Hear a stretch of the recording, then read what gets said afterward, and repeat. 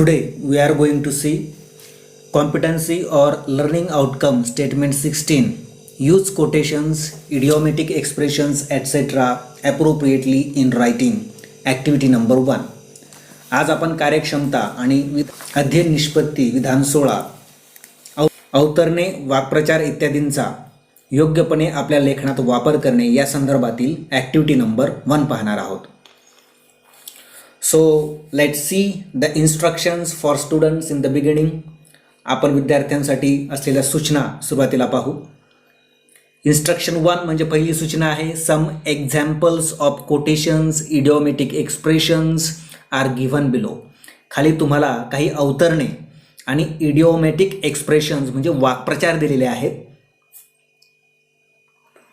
Instruction 2 दुसरी सूचना दिलेली आहे. Read them carefully and classify accordingly.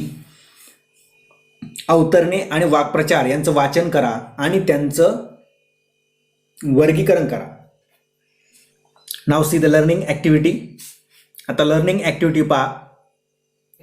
Swaraj is my birth right and I shall have it. Into bracket Tilak. Knee jerk reaction. Dear devil. Go getter. Only two things are infinite, the universe and the stupidity. Into bracket Einstein. Means here quotations and idiomatic expressions are mixed. या ठिकाणी अवतरणे आणि वाक्प्रचार हे तुम्हाला mix करून देण्यात आले आहेत. You have to classify them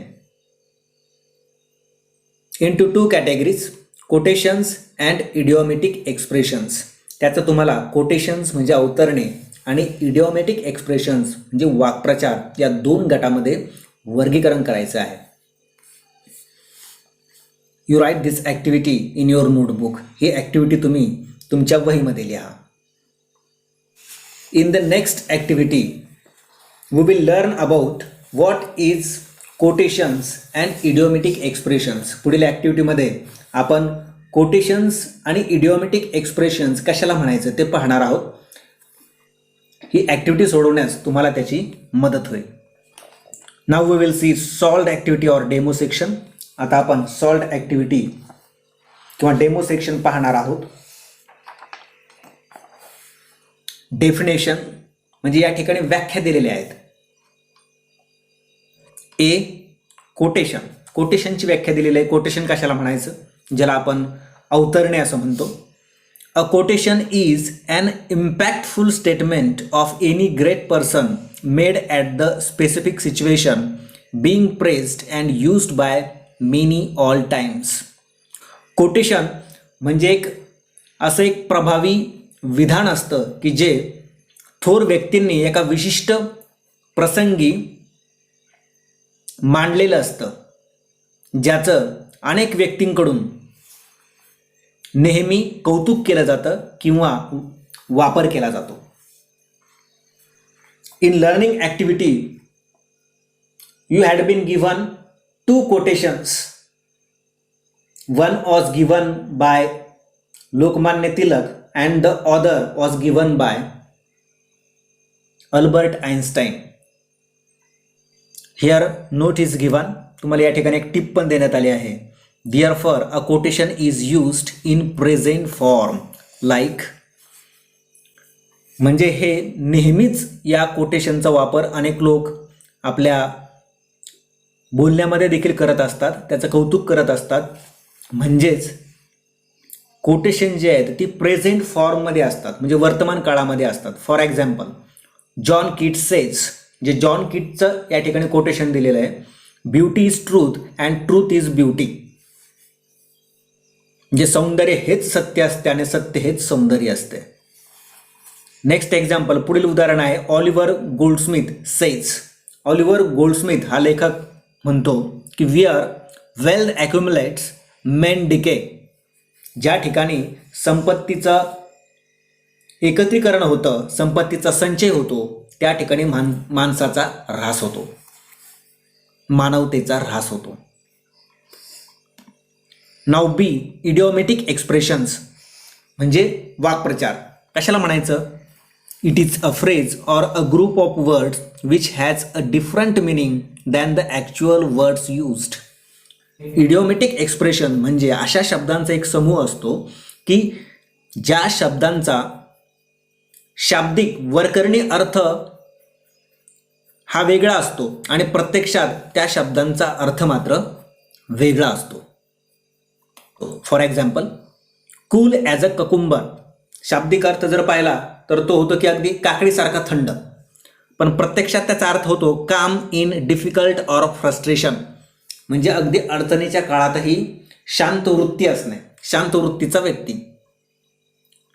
second example, don't जज a book by it's cover, शब्दशः अर्थ पाहिला तर पुस्तकाच्या पृष्ठभागावरून त्याचा न्याय करू नये असा अर्थ होतो.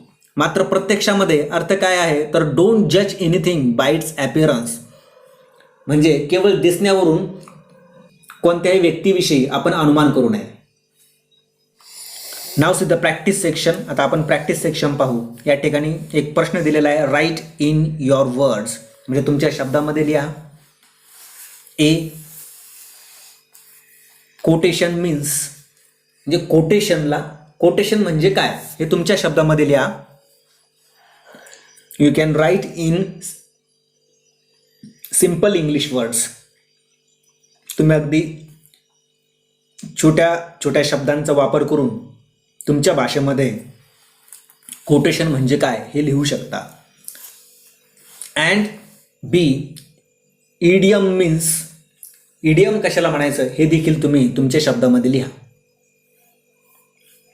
नेक्स्ट क्वेश्चन, पुढील प्रश्न दिला आहे, use the above idioms in your sentences. Learning ॲक्टिव्हिटीमध्ये आपणास ज्या इडियम्स दिलेले आहेत त्या इडियम्सचा तुम्ही वाक्यात उपयोग करा. Use the above quotations in your writing. तसेच वर उल्लेख केलेल्या कोटेशनचा, अवतरणांचा तुम्ही वाक्यामध्ये उपयोग करा. नाव सी द एक्सटेन्शन ॲक्टिव्हिटी और पॅरलल ॲक्टिव्हिटी और रीइन्फोर्समेंट, म्हणजे आपण आता समांतर उपक्रम पाहूयात. Here the question is given. प्रश्न या ठिकाणी दिलेला आहे, find the idioms from your course book and use them in your sentences. म्हणजे तुमच्या इंग्रजी विषयाच्या पाठ्यपुस्तकामधून तुम्ही काही वाक्प्रचार शोधा आणि त्यांचा वाक्यामध्ये उपयोग करा. Bye doing this activity you will learn to use quotations, idiomatic expressions appropriately in your writing. He activity करून तुम्ही अवतरणे किंवा वाक्प्रचार यांचा आपल्या लेखनामध्ये योग्य पद्धतीने वापर करण्यास शिकणार आहात. Thank you for watching this video.